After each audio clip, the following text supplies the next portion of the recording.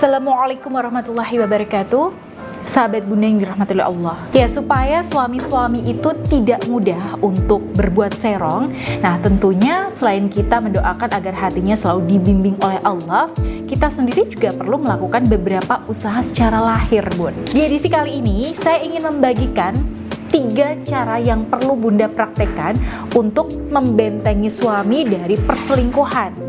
Jadi setiap orang itu punya relasi atau hubungan dengan orang lain ya. Oleh karena itu di sini PR-nya adalah bagaimana Bunda itu memanfaatkan relasi suami Bunda ini sebagai benteng untuk mencegah perselingkuhan suami. Oke, di sini kalau saya gambarkan kita itu punya circle pergaulan seperti ini, Bun.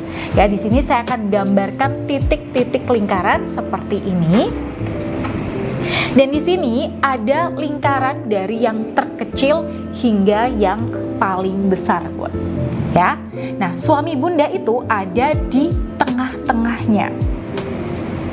Ya, jadi ini suami Bunda ya, ada di tengah-tengahnya. Di titik ini, lingkaran yang terkecil atau paling dalam ini adalah relasi suami yang paling dekat, yaitu keluarga inti. Nah, siapa mereka? Ya, mereka ini tentu saja adalah suami, Bunda sebagai istri, dan anak-anak. Dan di sini kita bangun benteng yang pertama, Bun, yaitu benteng rumah tangga. Jadi di sini Bunda buat benteng spiritual yang kuat. Oke. Nah, bagaimana caranya? Ya, tentu saja dengan memberikan kenyamanan buat suami di rumah. Ya, jalin hubungan yang nyaman, Bun. Jadi kita posisikan diri sebagai sahabat buat suami, sebagai pendengar yang baik buat suami, dan sebagainya. Dan pastikan aura di dalam rumah tangga Bunda ini selalu jernih, selalu bersih dan sejuk. Nah, tentu saja caranya dengan ikhtiar spiritual mendekatkan diri kepada Allah. Nah, di sini Bunda bisa dengan memperbanyak sholat, ya, sering bertilawah Al-Quran, atau memperbanyak zikir, seperti yang dilakukan klien-klien saya yang memanfaatkan berkah dari tasbih karomah ar-Rahman untuk berzikir dan bermunajat kepada Allah untuk menghadirkan keharmonisan dalam rumah tangganya. Nah, lalu yang kedua, di sini ada titik-titik lingkaran yang kedua, Bunda. Dan di sini adalah keluarga besar dan kerabat suami Bunda.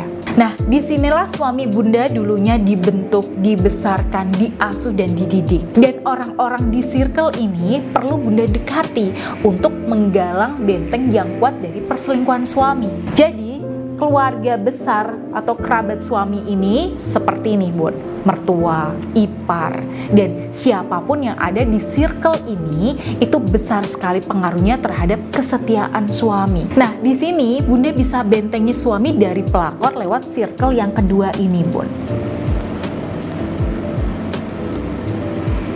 Nah, lalu gimana caranya?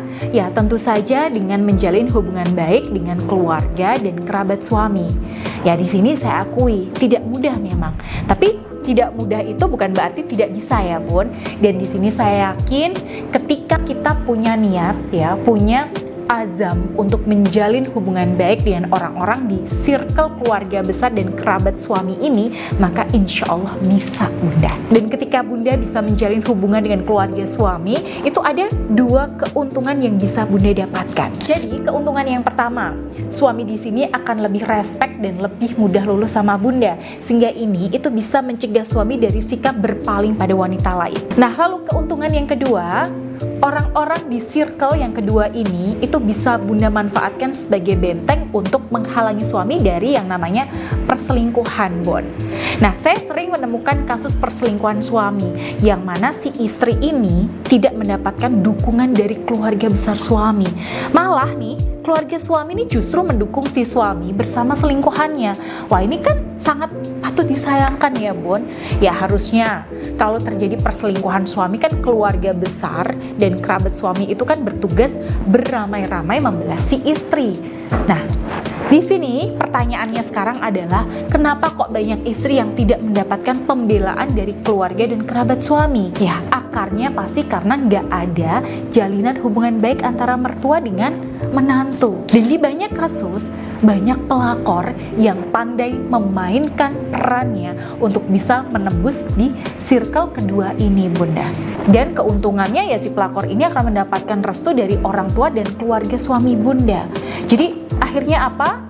Nah, istri harus bertahan sendirian, dan satu-satunya yang bisa membuatnya lebih kuat hanya anaknya yang masih kecil. Kisah nyata semacam ini kan menyayat hati banget ya Bun untuk dirasakan. Karena itu circle yang kedua ini itu wajib kita kunci gerbangnya. Dan kemudian circle yang ketiga yaitu circle teman kerja dan pergaulan suami Bunda. Nah, di sini Bunda wajib kunci juga circle yang ketiga ini. Jadi circle yang pertama, yang kedua, yang ketiga, Bunda sama-sama menjaganya. Nah, bagaimana caranya? Nah, di sini sebisa mungkin kenali wajah-wajah mereka. Kenali betul orang-orang yang ada di sekitar suami Bunda ini. Kalau perlu, jadikan mereka semua sebagai teman Bunda juga. Bunda bisa bilang ke suami melalui sikap Bunda, seolah-olah ya Bunda sampaikan bahwa teman-temanmu adalah teman-temanku juga, Mas. Baik yang laki-laki maupun yang perempuan. Nah, di sini saya punya klien yang juga menerapkan cara ini. Dia jalin hubungan baik dengan teman-teman suami. Tiap suaminya pergi sama teman-teman, klien saya merasa nyaman aja karena teman-teman suaminya itu juga kenal sama beliau. Jadi kalau sewaktu-waktu nih suami menunjukkan gelagat yang tidak wajar, nah ini teman-teman suaminya ini udah siap siaga. Nah, Bunda bisa tiru cara ini. Jadi kemanapun suami Bunda pergi, Bunda sudah punya banyak radar dan mercusuar yang menjaga keamanan rumah tangga Bunda. Jadi ketika Bunda sudah mengunci ya 3 circle ini, nah apalagi Bunda imbangi dengan ikhtiar spiritual dengan terus berzikir dan bermunajat kepada Allah, maka insya Allah Bunda sudah punya benteng yang kuat baik secara lahir maupun spiritual. Baik, semoga penjelasan saya kali ini bisa dipahami dan bisa dipraktekkan ya Bun. Dan jika Bunda butuh dibimbing secara profesional, silahkan Bunda bisa hubungi saya melalui Mbak Dinda di nomor yang ada di sini. Baik, akhirul kalam. Wassalamualaikum warahmatullahi wabarakatuh.